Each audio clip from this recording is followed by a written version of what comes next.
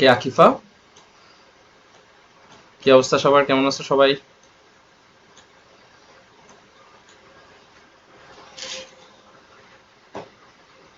মৃত্তিকা, very good.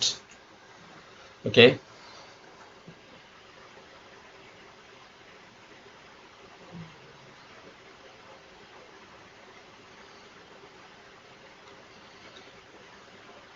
আমি আর একটু পরে ক্লাস শুরু করতেছি, একটু অপেক্ষা করি সবার জন্য, কেমন?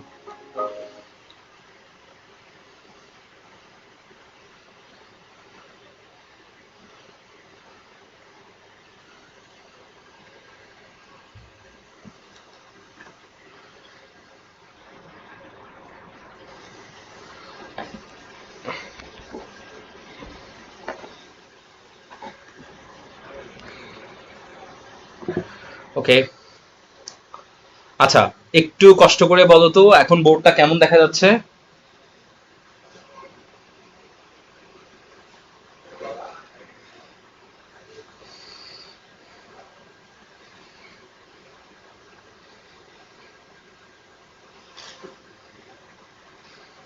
আচ্ছা ঠিক আছে, তাহলে আমার কথাগুলো কি তোমরা পরিষ্কার শুনতে পাচ্ছো?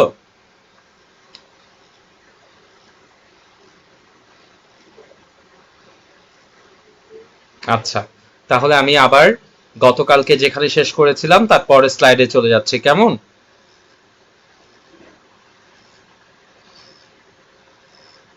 ওকে জিতনি।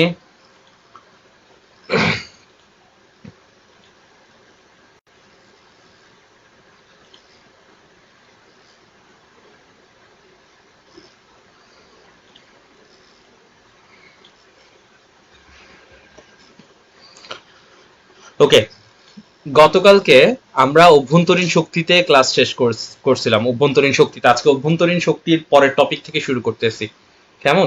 আজকে তাপগতিবিদ্যার প্রথম সূত্র দিয়ে শুরু করব।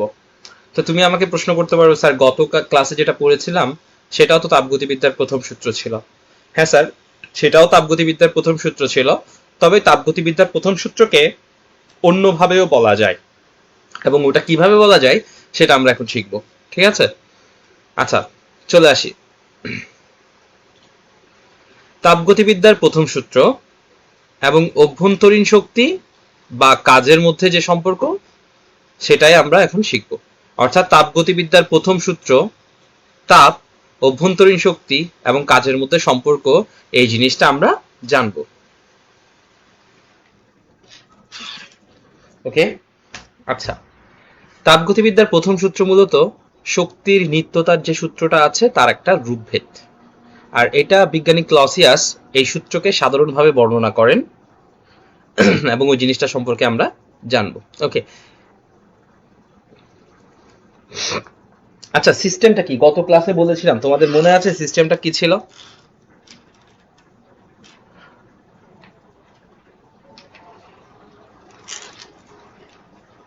গত ক্লাসে বলেছিলাম সিস্টেম কি ছিল। ধরো তুমি একটা রুমে পড়তেছো, পুরো রুমটা হচ্ছে তোমার জন্য পরিবেশ, আর তুমি যে টেবিলের উপর পড়তেছো সেটা ছিল তোমার জন্য সিস্টেম। অর্থাৎ তুমি যেখানে পরীক্ষা নিরীক্ষা করবা, অর্থাৎ যে অংশে তুমি পরীক্ষা নিরীক্ষা করবা সেই অংশটাই হচ্ছে তোমার জন্য সিস্টেম।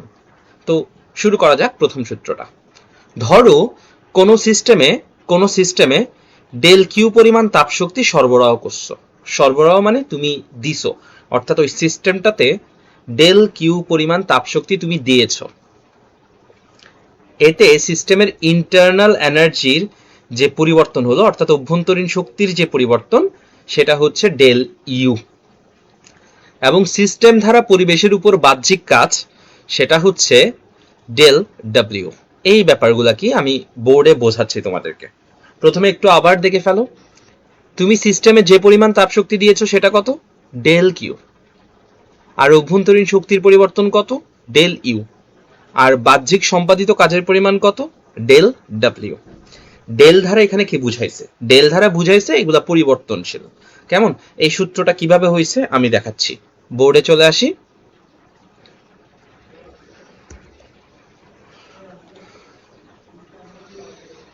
ওকে, বোর্ডে চলে আসি।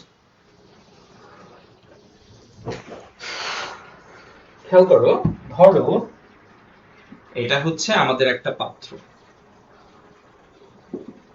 এখানে আমি কিছু পানি রাখলাম, এই পানিকে আমি গরম করতেছি, মানে উত্তপ্ত করতেছি। কেমন? ধরো এই পানিকে উত্তপ্ত করার জন্য এখানে আমি যে তাপ শক্তি দিয়েছি সে তাপ শক্তি হচ্ছে ডেল কিউ। এই ডেল কিউ কে তাপ শক্তি বলা হয়। ধরো এটা হচ্ছে একটা পাত্র, এই পাত্রের মধ্যে যে তাপ শক্তি আমি দিয়েছি সেটা হচ্ছে ডেল কিউ। আচ্ছা, আমার এই তাপ শক্তিটা এই পানির মধ্যে যাওয়ার পর পানিকে গরম করে ফেলবে।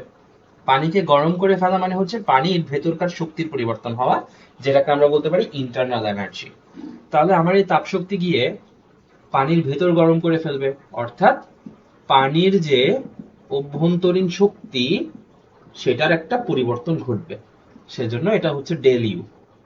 তাহলে দেখো আমি যে তাপ শক্তিটা দিয়েছি সেটা গিয়ে কি করছে, পানিকে গরম করে ফেলছে, অর্থাৎ ইন্টারনাল এনার্জি চেঞ্জ করছে।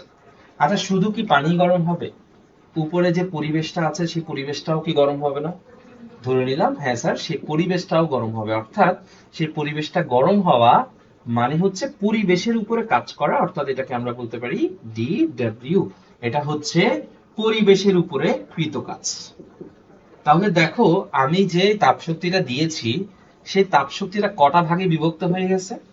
দুটো ভাগে। একটা ভাগ কি করছে, অভ্যন্তরীণ শক্তির পরিবর্তন ঘটিয়েছে, আর একটা ভাগ কি করছে, পরিবেশকে গরম করে ফেলছে। অর্থাৎ আমি পরিবেশের উপর আমি যে তাপ শক্তিটা দিয়েছি ডেল কিউ, সেটা দুটো কাজ করেছে, একটা অভ্যন্তরীণ শক্তির পরিবর্তন ঘটিয়েছে এবং আরেকটি পরিবেশের উপরে কাজ করেছে। অর্থাৎ আমি লিখে দিতে পারি del Q equals to del U plus del W. অর্থাৎ কোন একটা সিস্টেমে যখন তাপ শক্তি সরবরাহ করা হয় তার একটি নির্দিষ্ট অংশ অভ্যন্তরীণ শক্তির পরিবর্তন ঘটায় এবং বাকি অংশ পরিবেশের উপরে কাজ করে। তুলে ফেলো এটা একটু।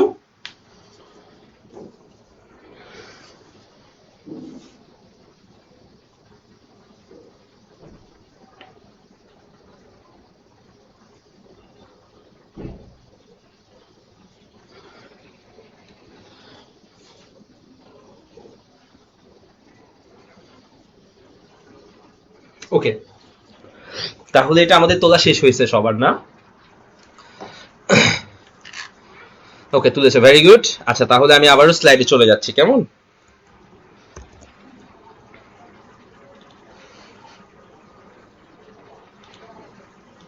ওকে, তাহলে একটু খেয়াল করে দেখো আমাদের ব্যাপারটা কি ছিল। কোন সিস্টেমে যখন আমি তাপ শক্তি সরবরাহ করেছি, এতে সিস্টেমের অভ্যন্তরীণ শক্তির পরিবর্তন, যেটা একটু আগে তোমাদেরকে বলেছি, অর্থাৎ del Q equals to del U plus del W. তো যদি পরিবর্তনটা অনেক বেশি ক্ষুদ্র হয়, মানে অনেক বেশি অল্প হয়, তখন এটাকে আমরা আসলে ডিফারেনশিয়েট বলে থাকি, অর্থাৎ অত্যন্ত ছোট বলে থাকি।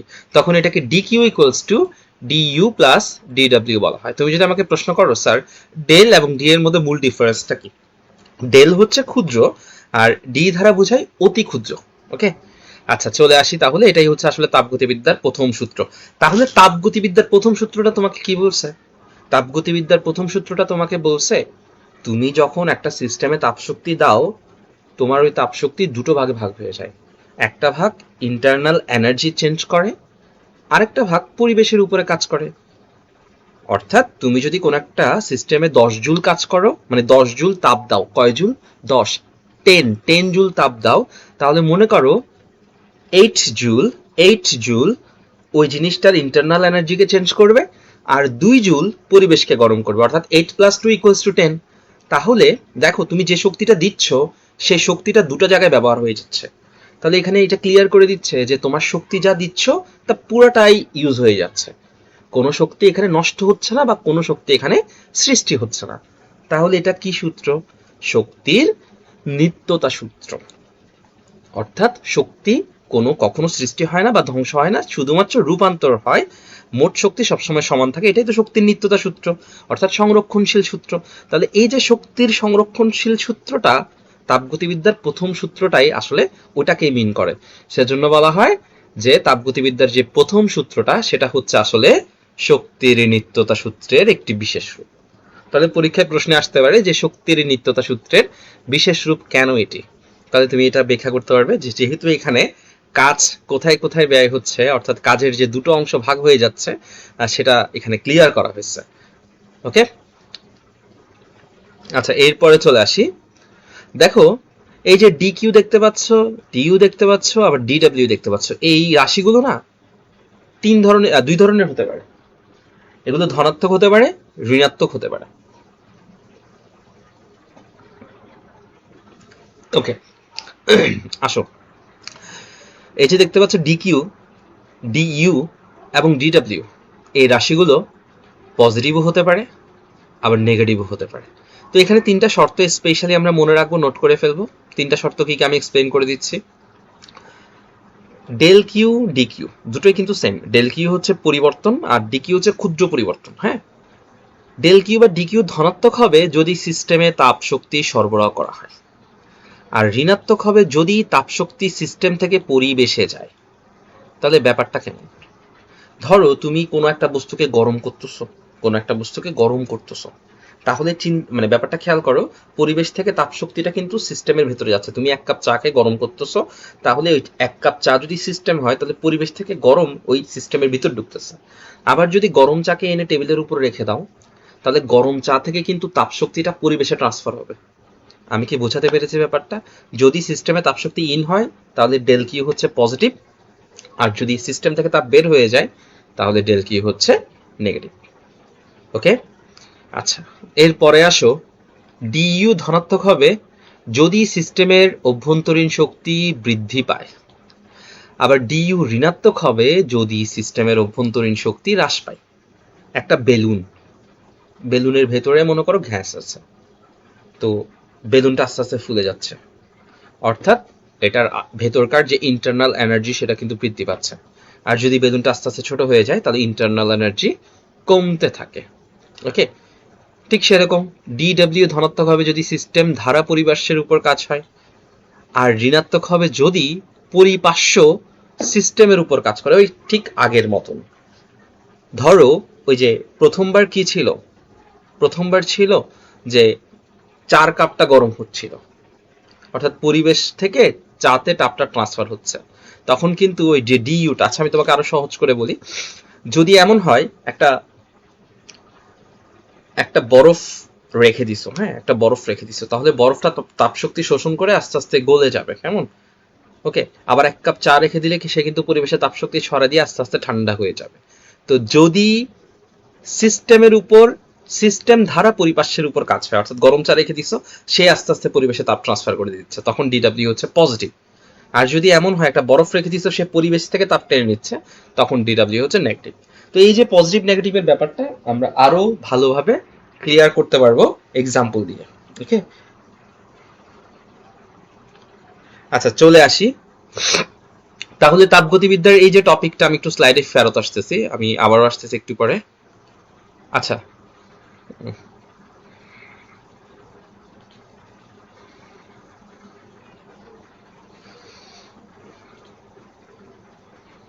হুম, আচ্ছা তোমরা কি এই ব্যাপারটা বুঝতে পেরেছো?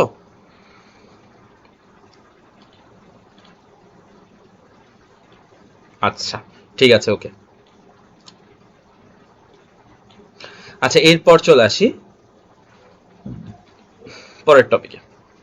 আচ্ছা কিছু প্রসেস সম্পর্কে জানবো। হ্যাঁ, তাহলে তাপগতিবিদ্যার আজকে যেটা বলেছি মূলত, যে তাপগতিবিদ্যার সূত্রটা কিভাবে প্রথম সূত্রে নিত্যতা সূত্রকে সাপোর্ট করে সেটা, এবং ডি কিউ, ডি ইউ এবং ডিডব্লিউ এগুলো কখন পজিটিভ হয় এবং কখন নেগেটিভ হয়। এরপর চলে আসি তাপগতিবিদ্যার প্রথম সূত্রের ব্যবহার, অর্থাৎ তাপগতিবিদ্যার প্রথম সূত্রের ব্যবহার, এটা কিভাবে ব্যবহার করা হয়। এটার ব্যবহার জানার জন্য আমার কিছু প্রক্রিয়া সম্পর্কে জানতে হবে। যেমন শুরু করতেছি প্রথম প্রক্রিয়া, যেটাকে আমরা বলে থাকি সমচাপ প্রক্রিয়া, বা এটাকে বলা হয় আইসোভেরিক প্রসেস। তো আইসোভেরিক প্রসেস সম্পর্কে আমরা জানব। ওকে, আইসোভেরিক প্রসেস সম্পর্কে আমরা জানবো। ঠিক আছে, তাহলে আমরা এখন কিছু প্রসেস সম্পর্কে জানবো।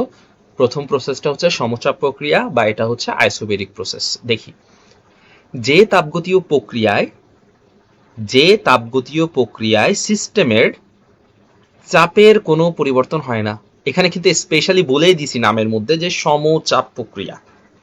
তাহলে সংজ্ঞাটা দেখো, যে তাপগতীয় প্রক্রিয়ায়, মানে একটা তাপগতীয় প্রক্রিয়া। আচ্ছা, তাপগতীয় প্রক্রিয়াটা কি? তাপগতীয় প্রক্রিয়া হচ্ছে যে প্রক্রিয়ায়, মানে কখনো যদি কোনো সিস্টেমে তাপের পরিবর্তন ঘটানো হয়, তাপ শক্তির পরিবর্তন ঘটানো হয়, এবং এই তাপ শক্তি পরিবর্তন ঘটানোর কারণে যদি পি চাপ, ভি আয়তন এবং তাপমাত্রা টি এই তিনটার পরিবর্তন ঘটে, বা অন্তত একটার পরিবর্তন ঘটে, তাহলে এই প্রক্রিয়াগুলোকে আমরা বলতে পারি তাপগতীয় প্রক্রিয়া। অর্থাৎ কোনো একটা বস্তুতে তাপ প্রয়োগ করলে বস্তুটার যদি পিভিটি চেঞ্জ হয় বা অন্তত একটা চেঞ্জ হয়, তাহলে সেই প্রক্রিয়াগুলোকে বলা হয় আসলে তাপগতীয় প্রক্রিয়া। ওই তাপগতীয় প্রক্রিয়া আবার কয়েক ধরনের আছে। ওই তাপগতীয় প্রক্রিয়ার মধ্যে একটা প্রক্রিয়া হচ্ছে আইসোবেরিক প্রসেস বা সমচাপ প্রক্রিয়া।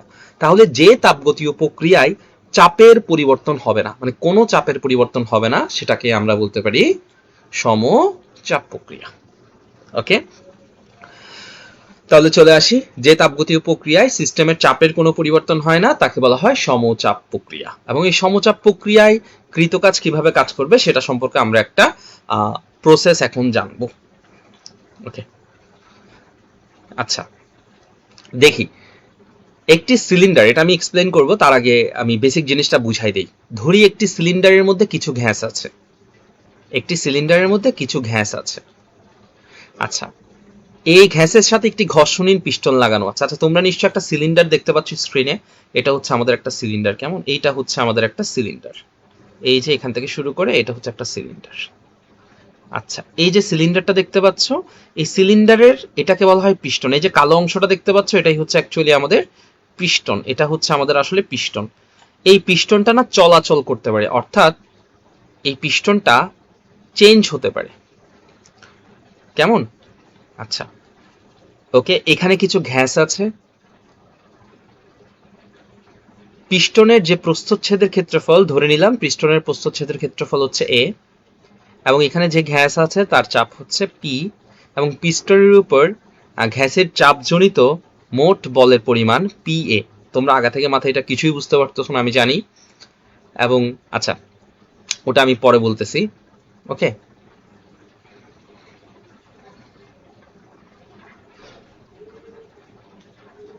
A D x.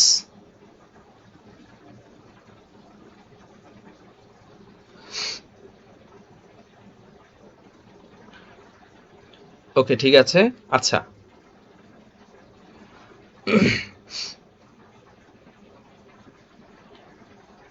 হ্যাঁ, আমি আবার স্ক্রিনে চলে যাচ্ছি, জাস্ট আ মিনিট, আমার নেটওয়ার্ক একটু আনস্টেবল হয়ে গেছে মোস্ট প্রবাবলি। আচ্ছা, তোমরা কি আমাকে একটু শুনতে পাচ্ছ? একটু আমাকে লিখে জানাও তো।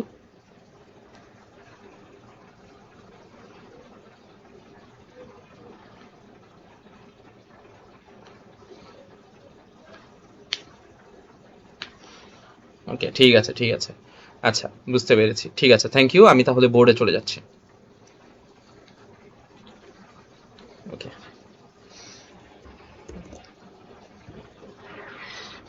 ঠিক আছে, আমি বোর্ডে ব্যাপারটাকে ক্লিয়ার করে দিচ্ছি।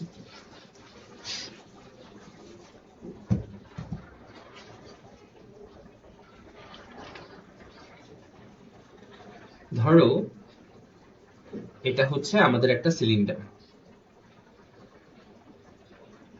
তোমরা তো সবগুলোকে আবার ব্যাটের মতো দেখো। ওকে, ধরো এটা হচ্ছে আমাদের একটা সিলিন্ডার। এই সিলিন্ডারের এটা একটা পর্দা, এটা একটা দেয়াল, এবং এটা একটা দেয়াল। এখানে তিনটা দেয়াল, তিন দিকে লাস্টে যে দেয়ালটা আছে এটা আসলে সরানো যায়, অর্থাৎ সেটা তার অবস্থান পরিবর্তন করতে পারে। এটাকে পিস্টন বলা হয় অনেকটা। মানে এই জিনিসটা না এভাবে চেপে, মানে এটাকে চেঞ্জ করা যায়, অর্থাৎ এটাকে উপর নিচ করা যায়। তো এটাকে বলা হয় অ্যাকচুয়ালি পিস্টন। কি বলা হয়? পিস্টন। তাহলে ধরো এটা হচ্ছে একটা সিলিন্ডার, এটা হচ্ছে পিস্টন, এটা কিন্তু চলাচল করতে পারে। ধরো এখানে কিছু গ্যাস আছে। ওকে, আচ্ছা, তাহলে এই যে গ্যাসগুলো আছে, মনে করো এই গ্যাসগুলোতে, এই যে গ্যাসগুলো, ইন্টারনাল এনার্জি আছে গ্যাসগুলোতে, কেমন? তো এই গ্যাসগুলো, এই যে পিস্টনটা দেখতে পাচ্ছ, পিস্টনটাতে তুমি এফ বল প্রয়োগ করছো, যেকোনো একটা বল প্রয়োগ করছো, মনে করো পিস্টনটাতে যেকোনো একটা বল প্রয়োগ করে এটাকে এখানে রেখে দিছো। আচ্ছা, পিস্টনটাকে যদি তুমি চাপ প্রয়োগ করে এখানে নিয়ে আসো, পিস্টনটা কিন্তু এখানে থাকবে না, কিছুক্ষণ পরে এই যে ঘ্যাসগুলো দেখতে পাচ্ছ এগুলো প্রসারিত হয়ে যাবে, প্রসারিত হয়ে পিস্টনটার আবার পরিবর্তন ঘটাবে। ধরো পিস্টনটা এখানে ছিল, ঘ্যাসগুলো প্রসারিত হয়ে পিস্টনটাকে এখানে নিয়ে আসছে, তাহলে পিস্টনটা কি আর আগের জায়গায় আছে? পিস্টনটা চেঞ্জ হয়ে গেছে না? ধরো পিস্টনটা এখানে চলে আসছে, তাহলে ধরো পিস্টনটা যে চেঞ্জিং যে সরণ, সেই সরণ হচ্ছে এক্স পরিমাণ। ওকে, এক্স না, এটাকে ক্ষুদ্র সরণ, তো এটাকে ডিএক্স ধরো তোমরা। আচ্ছা, ধরো এখানে যে সরণটা হয়েছে সেটা হচ্ছে ডিএক্স। ওকে, এই যে তুমি পিস্টনটাকে, মানে পিস্টনটা যে প্রেসারটা দিছো, তুমি পিস্টনটাকে কি করছো, প্রথমে প্রেসার দিয়ে এভাবে, মানে এখানে পুরো একটা সিলিন্ডার চাপ দিয়ে এটাকে এখানে নিয়ে আসছো, ছেড়ে দিছো, কিছুক্ষণ পর অটোমেটিক্যালি পিস্টনটা ওই ঘ্যাসগুলো প্রসারিত হয়ে পিস্টনটাকে এখানে নিয়ে গেছে। আচ্ছা, তুমি যে বলটা প্রয়োগ করেছিলে সেই বলটার পরিমাণ ছিল এফ বল। কি বল প্রয়োগ করেছিলে? এফ বল। আচ্ছা, ওকে, তাহলে এফ বল প্রয়োগ করেছিলে, কেমন? ওকে, আসো এবার। আর যে ক্ষেত্রফল, এই যে এটা প্রস্থচ্ছেদের ক্ষেত্রফল, তোমার যে এফ বলটা প্রয়োগ হয়েছে, তুমি এফ বল প্রয়োগ করেছো, এবং এই যে এই অংশটা দেখতে পাচ্ছ, এটাকে বলা হয় প্রস্থচ্ছেদের ক্ষেত্রফল, অর্থাৎ ক্রস সেকশন এরিয়া। ধরো এই যে অংশটা দেখতে পাচ্ছ পিস্টনের, এই অংশটার উপরে তুমি, মানে এই অংশটার যে ক্ষেত্রফল, সেই ক্ষেত্রফল হচ্ছে এ, এটাকে বলা হয় প্রস্থচ্ছেদের ক্ষেত্রফল। তাহলে আমি লিখে ফেলি প্রস্থচ্ছেদের ক্ষেত্রফল। প্রস্থচ্ছেদের ক্ষেত্রফল এ। তোমরা ভালোভাবে জানো ক্রস সেকশন এরিয়া কি, সেটা হচ্ছে কোনো একটা বোর্ড ব্লার আবারও। আচ্ছা, এটা আসলে নেটের সমস্যার কারণে হচ্ছে মোস্ট প্রবাবলি। সবার কি ব্লার দেখা যাচ্ছে? সবারই কি সেম? এই নেট এটা মারাত্মক ঝামেলা করতেছে।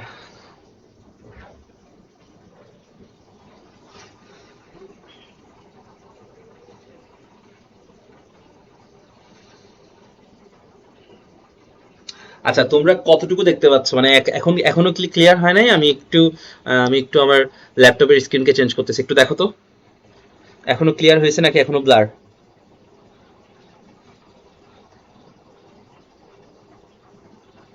আমার নেটের সিগন্যাল রেড হয়ে যাচ্ছে না।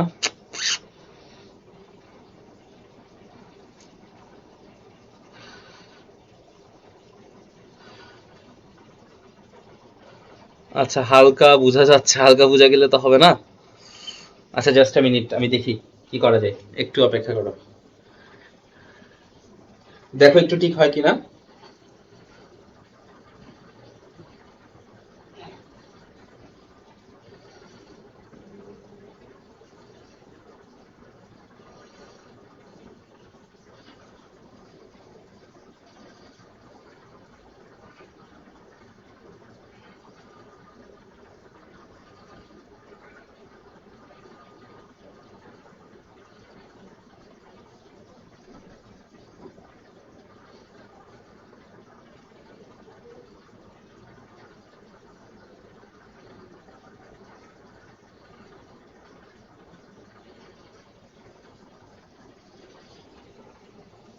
উম,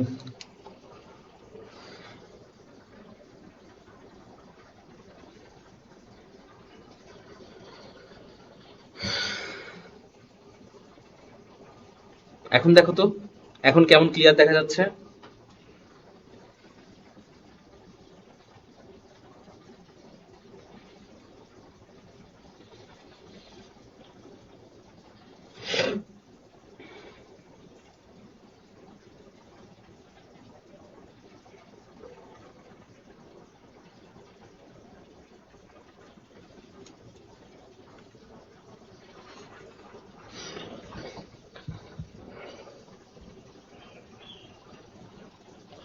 আচ্ছা, এখন কি পুরো হোয়াইট স্ক্রিন দেখা যাচ্ছে, দেখো তো এখন কি পুরো সাদা স্ক্রিন দেখা যাচ্ছে? আচ্ছা,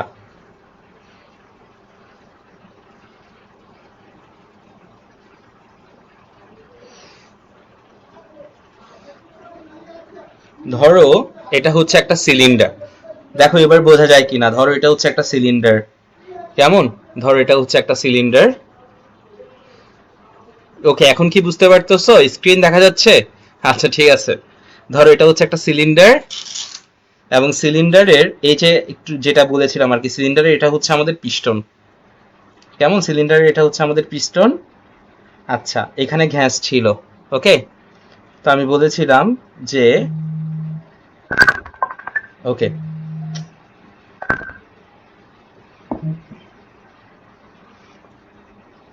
তো এই যে এই সিলিন্ডারটা দেখতে পাচ্ছ, এই সিলিন্ডারের পিস্টনটা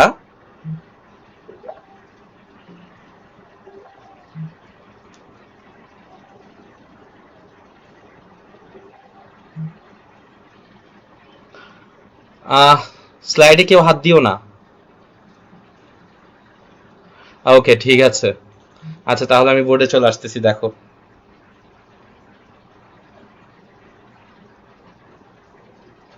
এখন দেখো তো, বোর্ড বোঝা যাচ্ছে?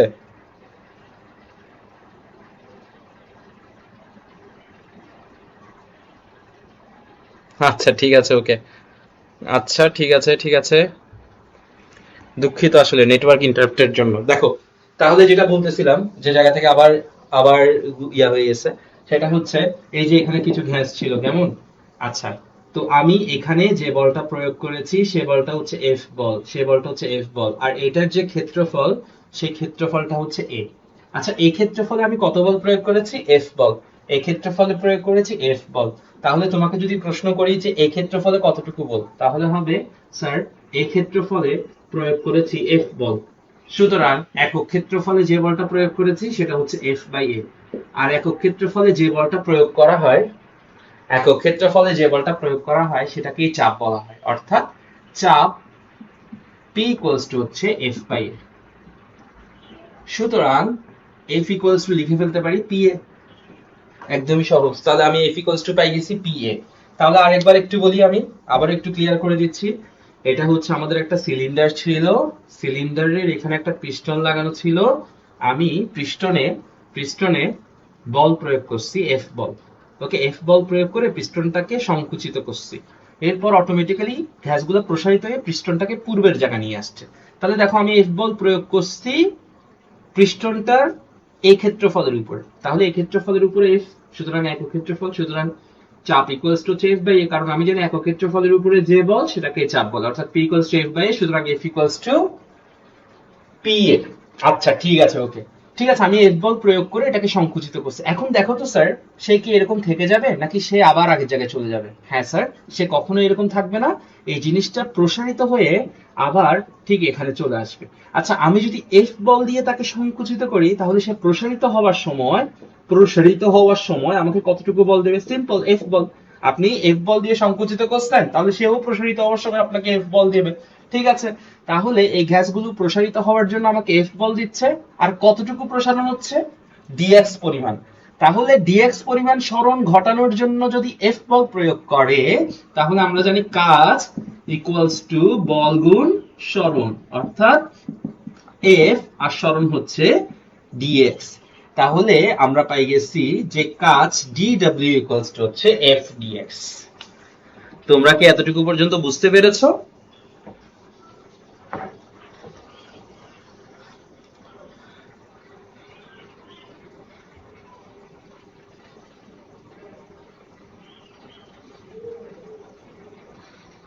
আচ্ছা,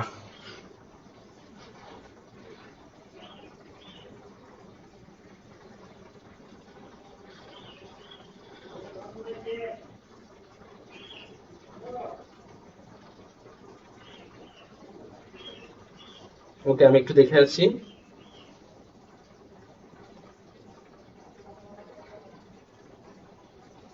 ওকে, থ্যাংক ইউ আবির, এখন আশা করি ঠিক আছে। ওকে, আচ্ছা।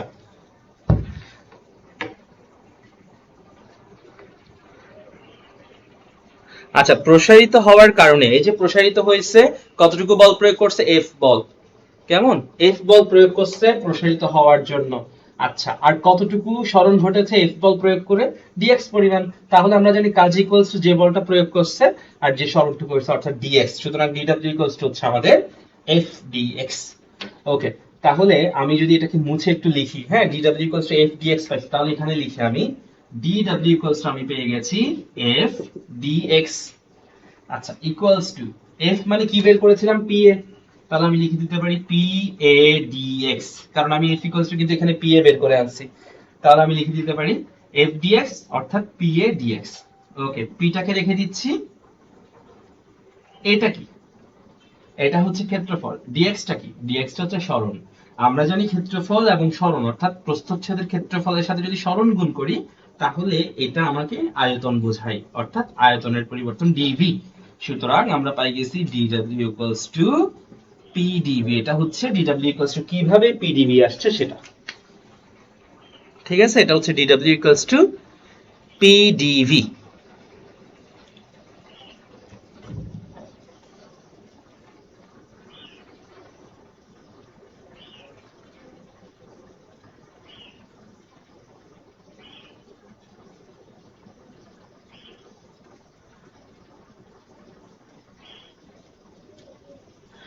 ওকে,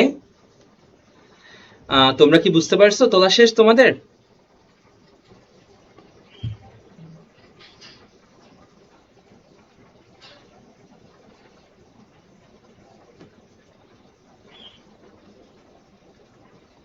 আচ্ছা, তাহলে আমরা মূলত এখানে যে জিনিসটা শিখছি, যে জিনিসটা এটা খুব বেশি ইম্পর্টেন্ট যে তা না, তবে জেনে রাখা ভালো। যেমন আমি আগে যে লেকচারগুলো দিয়েছি সেখানে কিন্তু এটা বলি নাই যে কিভাবে আসছিল ডিডব্লিউ ইকুয়ালস টু পিডিভি। ওকে, আবার এখানে আমি এটা ক্লিয়ার করে দিচ্ছি। তাহলে এখান থেকে যে লটা আমাদের মূলত প্রয়োজন সেটা হচ্ছে সমচাপ প্রক্রিয়ায় ডিডব্লিউ ইকুয়ালস টু পিডিভি। সমচাপ প্রক্রিয়ায় ডিডব্লিউ ইকুয়ালস টু পিডিভি। আচ্ছা, ওকে, প্রবলেম নাই। আমার এখন আর বোর্ড প্রয়োজন হচ্ছে না অবশ্য। ওকে,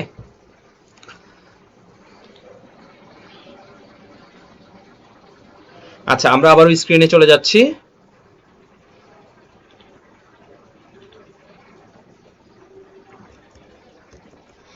আমরা আবার স্ক্রিনে ফেরত চলে আসছি, কেমন?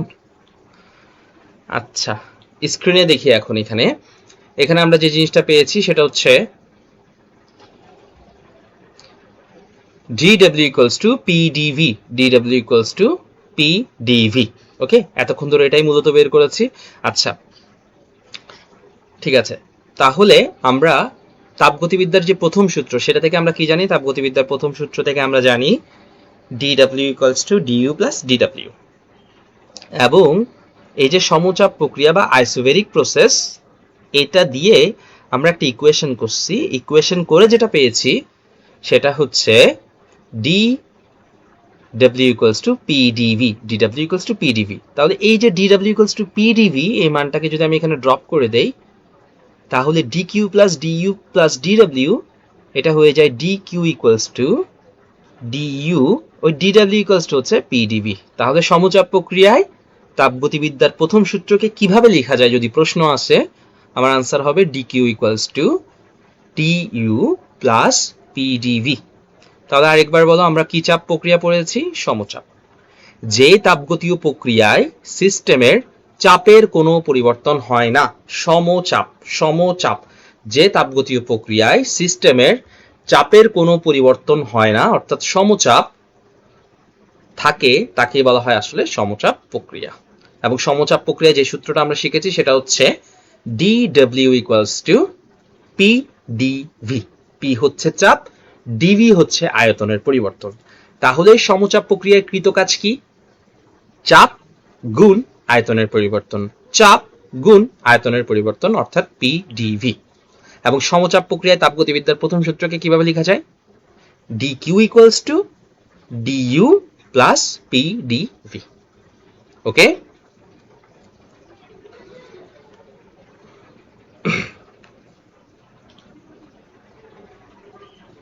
ঠিক আছে। ওকে, তাহলে আমরা চলে আসি এরপর আরেকটা প্রসেসে যেটাকে আমরা বলে থাকি আইসোথার্মাল প্রসেস। আচ্ছা, জাস্ট আ মিনিট, আমি একটু স্লাইড যাওয়ার আগে আমি একটু স্ক্রিনে ফেরত আসি। ওকে, তোমাদের কি বুঝতে কোনো সমস্যা হচ্ছে?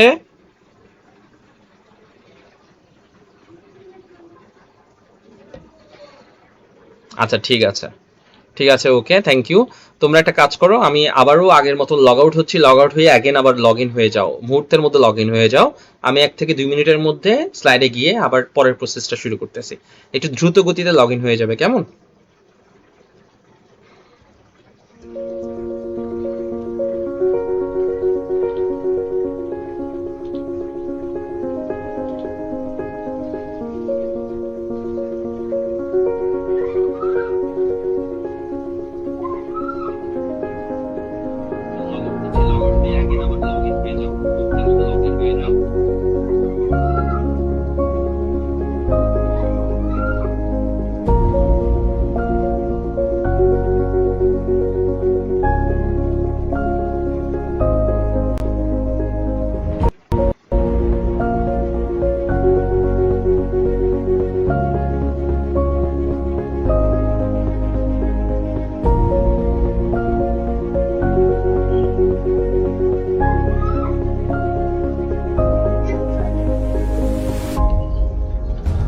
আচ্ছা, ওকে।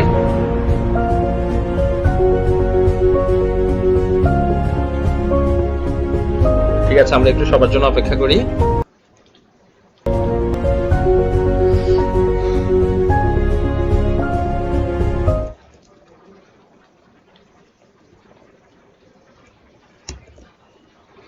ওকে, আমরা আবারও স্ক্রিনে চলে যাচ্ছি, কেমন?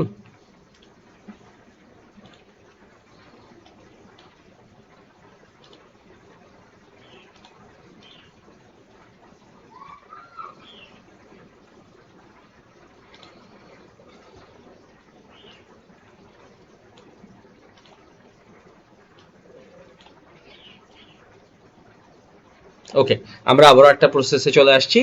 ওকে, সমষ্ণ প্রক্রিয়া বা এটাকে বলা হয় আইসোথার্মাল প্রসেস। তাহলে এই প্রক্রিয়াটার নাম হচ্ছে সমষ্ণ প্রক্রিয়া, এটাকে বলা হয় আইসোথার্মাল প্রসেস। ওকে, আইসো মানে হচ্ছে সমান, আর যেহেতু এটা থার্মাল প্রসেস তাই এটা হচ্ছে যে তাপগতীয় প্রক্রিয়া দেখি, যে তাপগতীয় প্রক্রিয়ায় সিস্টেমের তাপমাত্রা স্থির থাকে তাকে সমষ্ণ প্রক্রিয়া বলে। তাহলে ওটা ছিল কিন্তু সমচাপ, আইসোভেরিক প্রসেস, আর এটা হচ্ছে সমতাপমাত্রা মানে সমান তাপ থাকবে, অর্থাৎ আইসোথার্মাল প্রসেস।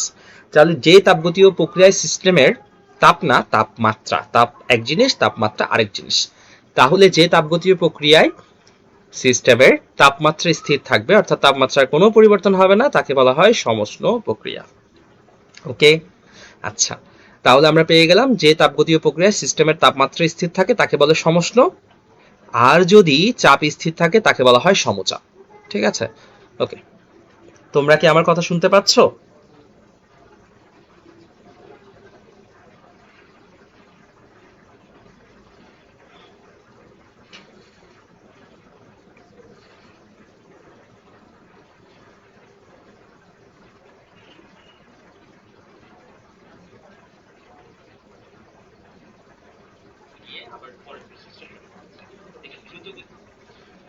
আচ্ছা, ওকে, ঠিক আছে, তাহলে এবার আসি, এখানে আমার থেকে একটু বোর্ডে যেতে হবে। আসলে নেটওয়ার্কে কেন এত ঝামেলা করতেছে আমি বুঝতেছি না, আসলে সব জায়গায় সেম টু সেম ঝামেলা। ওকে, আমরা এই যে এই জিনিসটা বোঝানোর জন্য জাস্ট এ মিনিট, তোমরা একটু অপেক্ষা করো।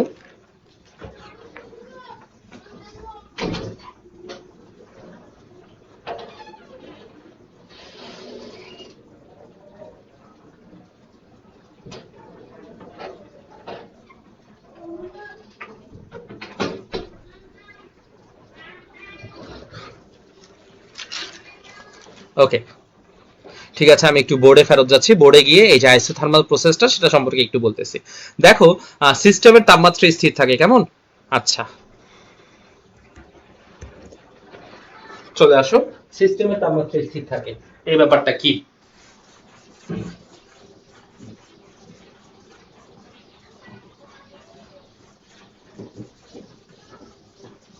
আচ্ছা, আমরা যেটাকে ইন্টারনাল এনার্জি বলে থাকি, হ্যাঁ। আচ্ছা, তোমরা যাদের ঝামেলা হচ্ছে, বেশি ঝামেলা হচ্ছে বোর্ডে, তারা কিন্তু ফেসবুকে গেলে দেখতে পারবা। ফেসবুকে আবার ব্যাপারটা ঠিক আছে, ওকে, ওটা ব্লার হচ্ছে না, এখানে ব্লার হয়ে যাচ্ছে বেশি। আচ্ছা, তো যেটা বলতেছিলাম তোমাদেরকে, সেটা হচ্ছে ইন্টারনাল এনার্জি, এটাকে আমরা ইউ ধারা প্রকাশ করি, কেমন? ইন্টারনাল এনার্জির পরিবর্তনকে ডি ইউ ধারা প্রকাশ করি। Internal energy U equals to, একটা সূত্র আমাদের ছিল যেটা আমরা আদর্শ গ্যাসে পড়ে আসছি, 3/2 nRT। U equals to, অর্থাৎ internal energy U equals to 3/2 n মোল সংখ্যা R T। তো 3/2 n এবং R এই তিনটা কিন্তু একটা ধ্রুবক মান।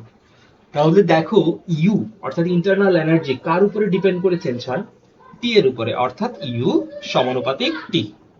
তার মানে হচ্ছে টেম্পারেচার বাড়লে U বাড়বে, টেম্পারেচার কমলে U কমবে, অর্থাৎ টেম্পারেচারের উপরে U চেঞ্জ হয়।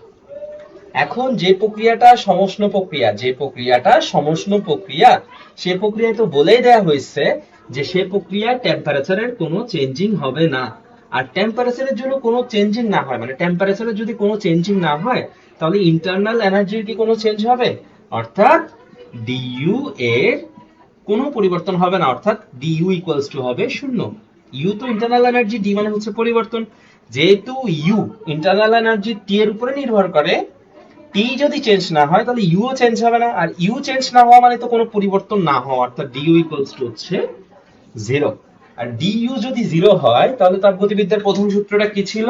DQ equals to DU plus DW. তো আমি যদি ডিইউ কে 0 ধরি তাহলে ডিকিউ ইকুয়ালস টু হয়ে যায় ডিডব্লিউ। তাহলে সমষ্ণ প্রক্রিয়ায় তাপগতিবিদ্যার যে প্রথম সূত্র সেটা হচ্ছে ডিকিউ ইকুয়ালস টু ডিডব্লিউ, আর ডিইউটা হয়ে যায় 0। তোমরা কি এই ব্যাপারটা বুঝতে পেরেছো আইসোথার্মাল প্রসেসের?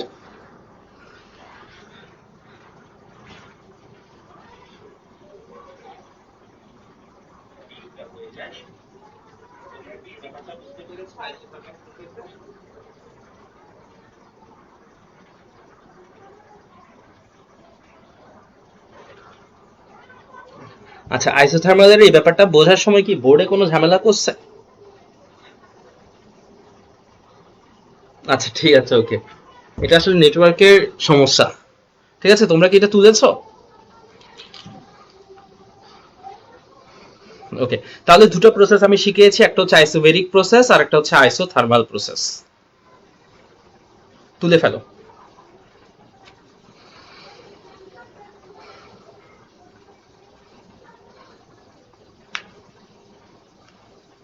তুলে আমাকে দ্রুত জানাও যে তোলা শেষ।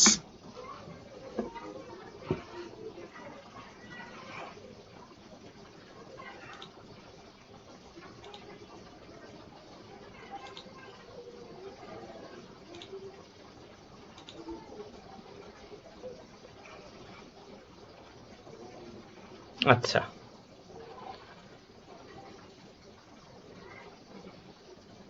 ঠিক আছে। ওকে, তাহলে আমি আবার স্ক্রিনে চলে যাচ্ছি।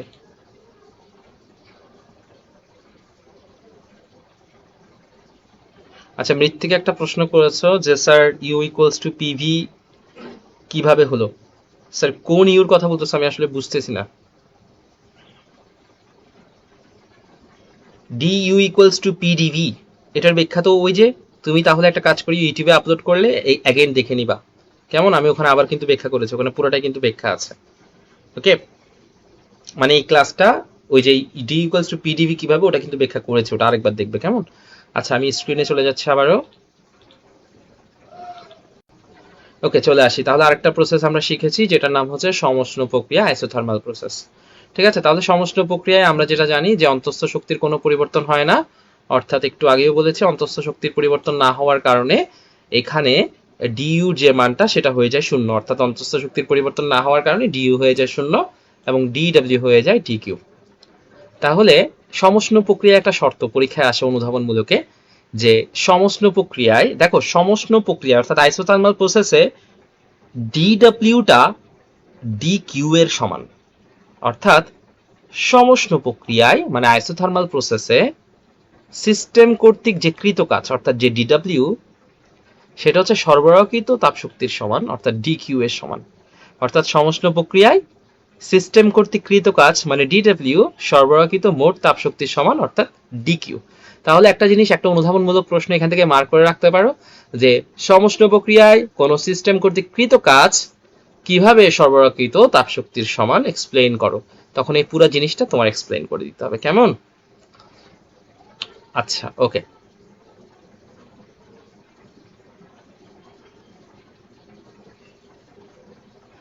তাহলে আমরা এখানে দুটো প্রসেস পড়ে ফেলছি, এবার চলে আসি আরেকটা প্রসেসে যেটার নাম হচ্ছে রুদ্ধতাপীয় প্রসেস অথবা অ্যাডিয়াব্যাটিক প্রসেস।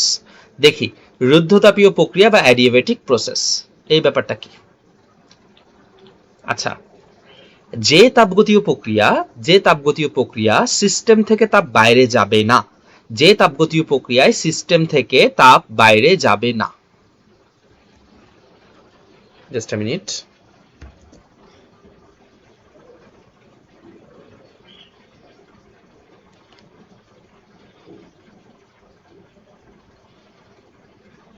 আচ্ছা, ওকে, আমি আরেকবার একটু বলছি সমচাপ প্রক্রিয়াটা একটু খেয়াল করে, স্ক্রিন মিরর হয়েছিল। ওকে, যে তাপগতীয় প্রক্রিয়ায় সিস্টেমের তাপমাত্রা স্থির থাকে, অর্থাৎ যে তাপগতীয় প্রসেসের মধ্যে সিস্টেমের তাপমাত্রার কোনো চেঞ্জ হয় না, তাকে সমষ্ণ প্রক্রিয়া বলে। আর আমরা জানি তাপমাত্রার যদি কোনো চেঞ্জ না হয়, একটু আগে তোটা বলেছি যে তাপমাত্রা চেঞ্জ না হলে ডিইউ এর মান হয় শূন্য, অর্থাৎ ডিডব্লিউ ইকুয়ালস টু ডিকিউ হয়ে যায়, ডিইউটা শূন্য হয়। তাহলে আমরা একটা শর্ত দেখলাম যে সমষ্ণ প্রক্রিয়ায় ডিডব্লিউ ডিকিউ এর সমান, অর্থাৎ সমষ্ণ প্রক্রিয়ায় কোন সিস্টেম কর্তৃক কৃত কাজ সরবরাহকৃত মোট তাপশক্তি অর্থাৎ ডিকিউ এর সমান, ডিইউটা হয়ে যায় শূন্য। ওকে, আরেকটা প্রশ্ন আসতে পারে যে কোন প্রক্রিয়ায় সিস্টেমের অন্তঃস্থ শক্তির কোনো পরিবর্তন হয় না, তখনও তোমার আনসার হবে যে সমষ্ণ প্রক্রিয়ায় সিস্টেমের অন্তঃস্থ শক্তির কোনো পরিবর্তন হয় না। ওকে, চলে আসি রুদ্ধতাপীয় প্রক্রিয়ায়। যে তাপগতীয় প্রক্রিয়ায় সিস্টেম থেকে তাপ বাইরে যাবে না বা বাইরে থেকে তাপ সিস্টেমের ভেতরে আসবে না, যেমন মনে করো ফ্লাক্স হতে পারে চায়ের, যেখান থেকে মানে ভেতর থেকে চা থেকে কোনো তাপ কিন্তু বাইরে যায় না, আবার বাইরে থেকে কোনো তাপ কিন্তু ফ্লাক্সের ভেতরে আসে না। ফ্রিজ হতে পারে, ভেতর থেকে কোনো তাপ বাইরে যায় না বা বাইরে থেকে কোনো তাপ ভেতরে আসে না। তাহলে যে তাপগতীয় প্রক্রিয়ায় সিস্টেম থেকে তাপ বাইরেও যাবে না এবং বাইরে থেকে কোনো তাপ কিন্তু সিস্টেমের ভেতরে আসবে না, তাকে বলা হয় রুদ্ধ তাপীয় প্রক্রিয়া, অর্থাৎ তাপকে রুদ্ধ করে রাখা। তাহলে এই ব্যাপারটা হচ্ছে রুদ্ধ তাপীয় প্রক্রিয়া। তাহলে আমাকে প্রশ্ন করা হয় যদি রুদ্ধ তাপীয় প্রক্রিয়াকে আমি কি বলবো? যে তাপগতীয় প্রক্রিয়ায় সিস্টেম থেকে তাপ বাইরে যাবে না বা বাইরে থেকে তাপ সিস্টেমের ভেতরে আসবে না, তাকে বলা হয় রুদ্ধতাপীয় প্রক্রিয়া বা অ্যাডিয়াব্যাটিক প্রসেস। আমরা জানি তাপগতিবিদ্যার প্রথম সূত্র অনুসারে dq equals to du plus dw। আচ্ছা, dq ইকুয়ালস টু যদি du প্লাস dw হয়, dqটা কি? dqটা হচ্ছে যে তাপশক্তিটা তুমি দিচ্ছ বা যে তাপশক্তিটা তোমার সিস্টেম থেকে বেরোচ্ছে। যদি তুমি সিস্টেমে তাপশক্তি দাও তাহলে সেটা হয় ডিকিউ পজিটিভ, আর যদি সিস্টেম থেকে তাপশক্তি বের হয়ে যায় তাহলে ডিকিউ হয় নেগেটিভ। এটা তো তুমি জানো। এখন প্রশ্ন হচ্ছে তুমি যদি সিস্টেমের ভেতরে তাপশক্তি না দাও বা সিস্টেম থেকে কোনো তাপশক্তি যদি বাইরে না যায় তাহলে তো ডিকিউ জিরো হচ্ছে। এটাই তো আসলে রুদ্ধতাপীয় প্রসেস, কারণ একটু আগেই তো বলেছি যে যে প্রক্রিয়ায় বাইরেও তাপ যাবে না বা বাইরে থেকে ভেতরেও তাপ আসবে না, সেটাই তো রুদ্ধতাপীয় প্রক্রিয়া।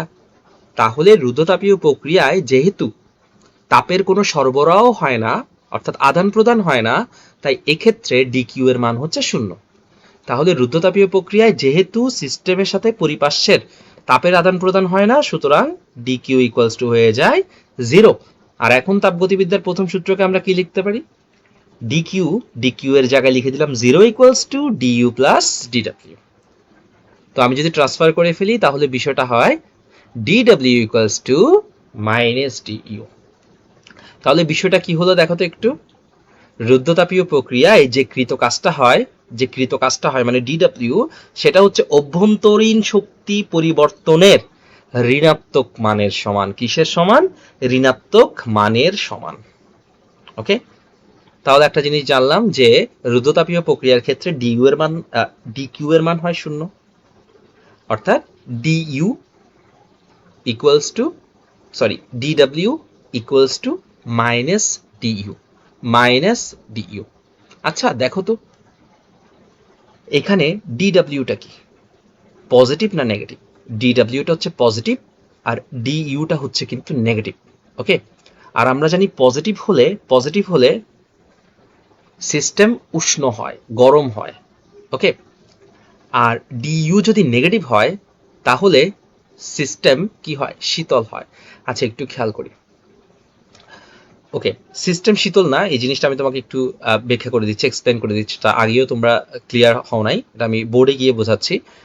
রুদ্ধতাপীয় সংকোচনে একটু ব্যাপারটা খেয়াল করি আগে। রুদ্ধতাপীয় সংকোচনে সিস্টেম উষ্ণ হয় এবং রুদ্ধতাপীয় প্রসারণে সিস্টেম শীতল হয়। ওকে, আমি এটা বুঝাই দিচ্ছি। আচ্ছা এখান থেকে একটা জিনিস শিখে নাও, ডিডব্লিউ ইকুয়ালস টু কি পাইলা তুমি? Minus DU. DW equals two কি পাইলা তুমি? Minus DU. ওকে, তাহলে আমি একটু বোর্ডে চলে আসি।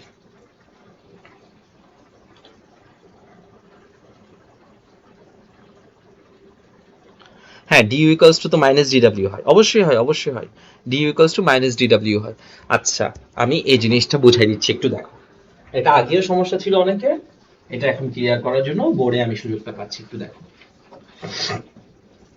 আমরা দুটাই লিখতে পারি। হ্যাঁ, তো আমি লিখলাম যে DU equals to minus DW, যেটা লিখি। হ্যাঁ, আচ্ছা স্যার, এখন তোমাকে আমি একটা কথা বলি, এই যে ডিডব্লিউটা কি, মানে রুদ্ধতাপীয় প্রসারণ, তো তোমরা এই সূত্রটা বের করছো আমার সাথে, তাই না?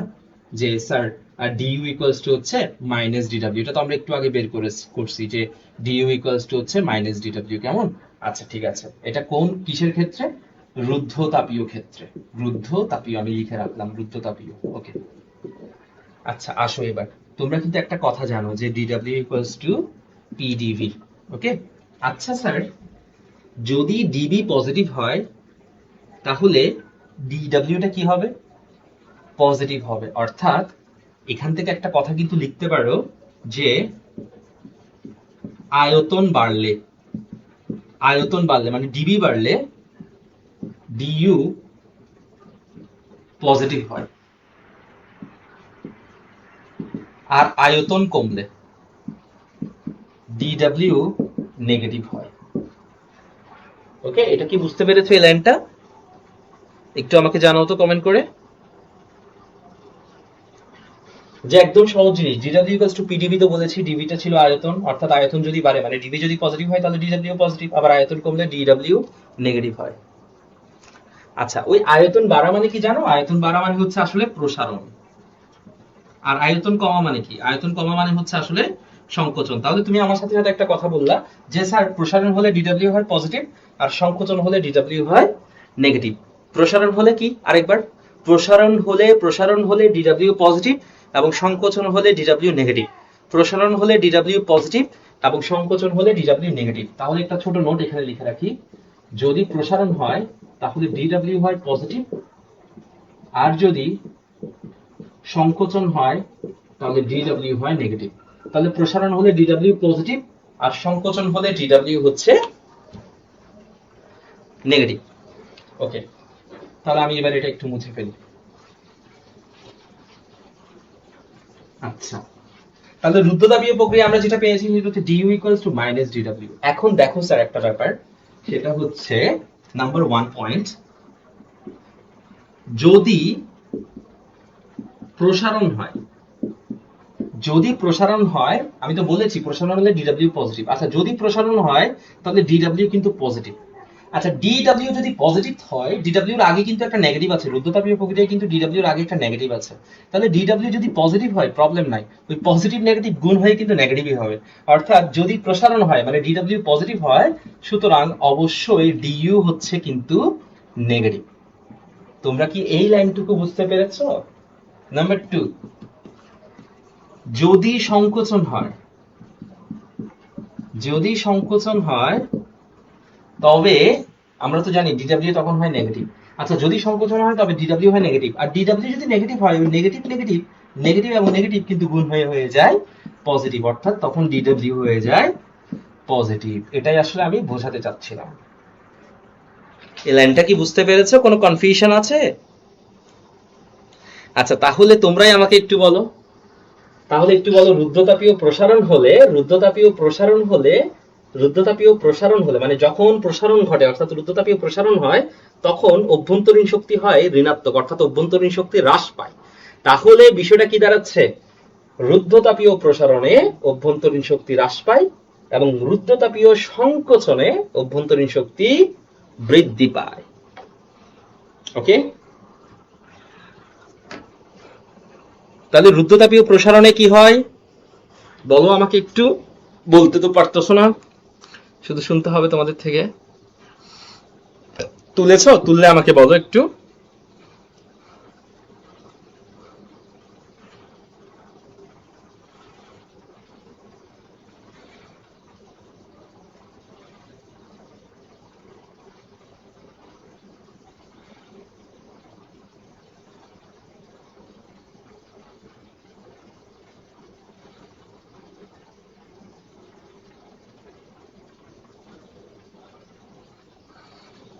ওকে, ঠিক আছে, তাহলে বিষয়টা হচ্ছে একদমই সহজ একটা ব্যাপার।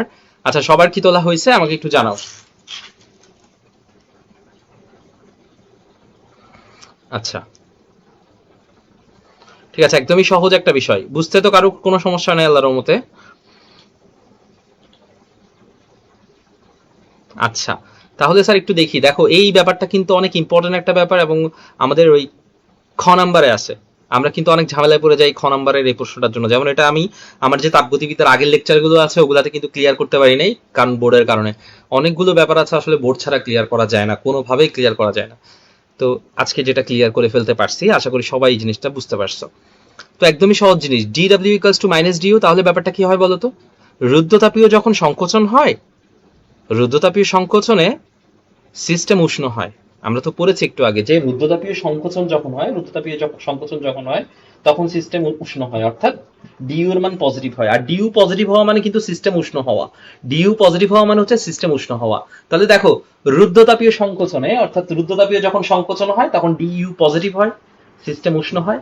আর রুদ্ধতাপীয় প্রসারণ যখন হয়, রুদ্ধতাপীয় প্রসারণ যখন হয় তখন ডিউ হয় নেগেটিভ, অর্থাৎ সিস্টেম শীতল হয়।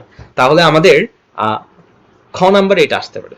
ওকে, তাহলে আমি আজকে এই ক্লাসটা শেষ করার আগে তিনটা প্রসেস একবার শর্টকাট একটু তোমাদের বলে দিচ্ছি, আমার সাথে সাথে একটু মাথায় ঢুকাই ফেলো আজকের ইম্পর্টেন্ট ব্যাপার। আজকে তিনটা প্রসেস বলেছি।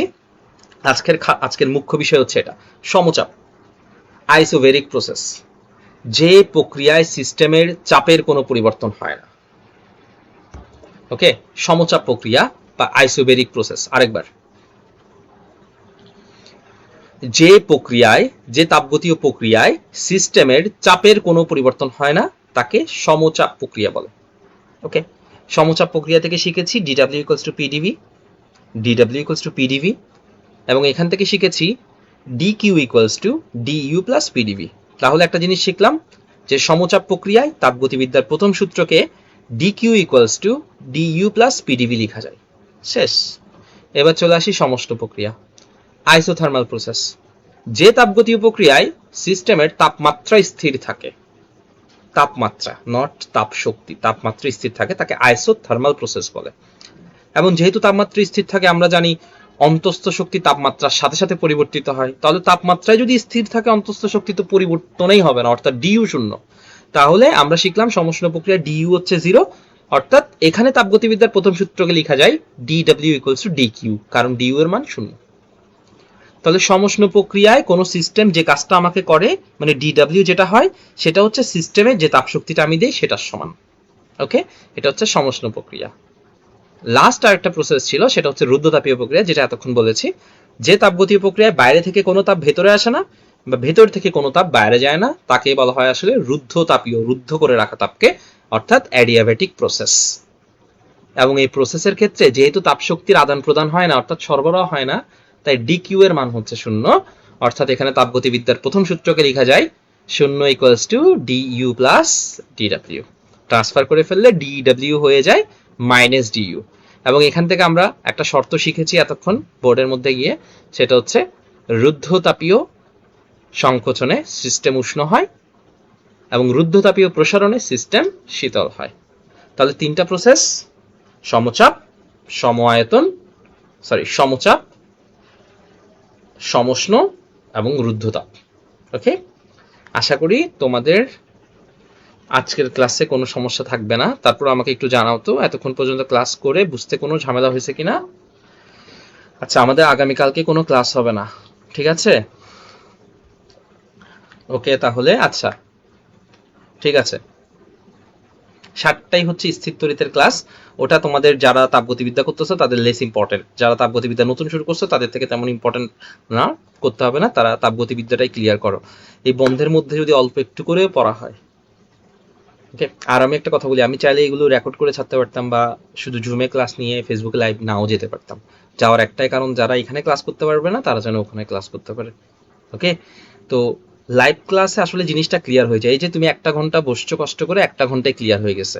আর তুমি যদি ওটা বলো যে না স্যার আমি পরে দেখে নিব, স্যার পরে তুমি জীবনেও দেখো না, এরকম আসলে অনেক দেখছি আমি। পরে বলতে ওটা পরেই থেকে যায়, ঠিক আছে?